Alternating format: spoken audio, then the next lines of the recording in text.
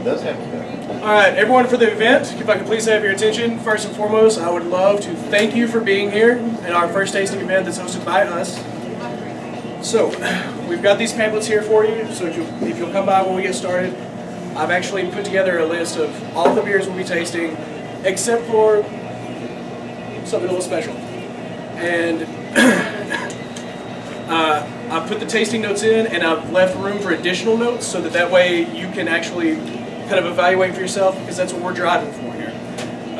What we want is to get you thinking about beer, like the process of it, you know, from appearance to aroma to taste to aftertaste. What am I picking up, you know? Just a different way of thinking about beer. Also, I've got pens here, so you guys can use those to make your notes. I do ask that if you guys are, as a couple, if you guys could share a packet, that would be excellent for us. So, Hamrick's Brewniversity. Welcome to Hamrick's. We couldn't be happier to see you all. It's true that we do, in fact, love your face. We hope to make tonight the beginning of something very special. With the boom of craft beer around the world, and in our area particularly, we understand that while exciting, the sheer quantity of beer available to us is daunting. We want to make craft beer fun and approachable for everyone. So with your support, we hope to make this the beginning of a series of informative events. We'll teach you about the proper service, storage, and tasting of beers.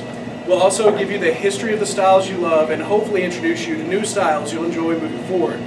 It's also going to be our pleasure to introduce you to local brewers in the future and let themselves tell you about their own beers to help promote a tight-knit local beer community. And we hope that you're excited as we are. So tonight we're doing the evolution of IPA. Probably the most dominant style of craft beer in America is the IPA, or India Pale Ale. Surprisingly enough, the style did not originate in America, and it didn't start in India either.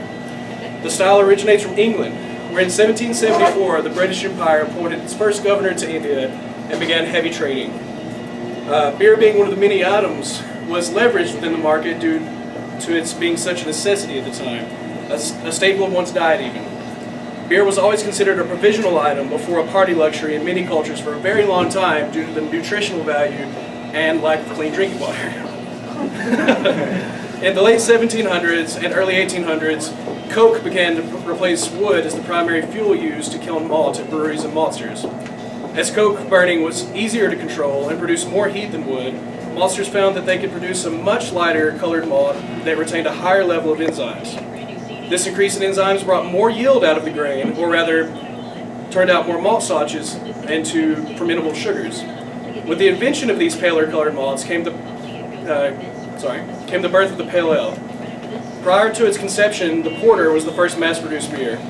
Pale Ales had stability problems when shipped long distance, however, and didn't fare well on the long trip around the southern tip of Africa. So you're looking at a very specific type of climate when you leave England, you know, and you're sending beer all the way around the tip of Africa, so it has to cross the equator twice. So the beer, by the time the soldiers were getting it, not delicious. Not good at all. So, where are we at here? So, based off of the Pale Ale style, English brewers in the early 1800s began brewing a more stable beer to withstand the long and rigorous journey to India. A common method was to heavily hop the beer and take advantage of the acids in hops which act as a natural preservative. The second method was to reduce the gravity, or the amount of soluble sugar in the solution of the beer, as much as possible via yeast, thus creating a product with much less residual sugars, which in turn would attract less microorganisms that might spoil the beer along its journey. From this, you were left with a rather light-colored, bitter, dry, and higher alcoholic beer in comparison to available ales of the day. So the IPA was born. Despite the fact that porter had been exported in mass quantities before the IPA was, in fact, the first beer exclusively designed for export.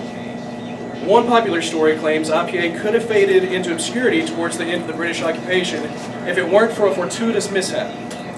As the story goes, a ship leaving London in 1827 wrecked in the harbor, and among the damaged cargo were casks of IPA. They were immediately taken to local pubs, and to the surprise of the brewers, the unusually hoppy ale was a hit. Get this turned, there we go. Since those days, the IPA has grown and changed immensely. In fact, it's difficult to find anything that emulates the original style. After the craft beer renaissance in America, the IPA has become a flagship staple for the aggressive innovation of the American brewer. We have decidedly pushed the envelope of what hoppy means in a beer. Hoppiness, or bitterness, is measured in international bitterness units. So you'll see on some of the notes that I put the IBUs and the ABV listed for you. So that's international bitterness units. Here in America, we push the envelope by brewing beers well over 100 IBUs when most experts agree that the human palate can't perceive 120 or more. I could explain all this in greater detail, but I believe in hands-on learning, so let's taste some beer. Everyone grab a glass, let's get started.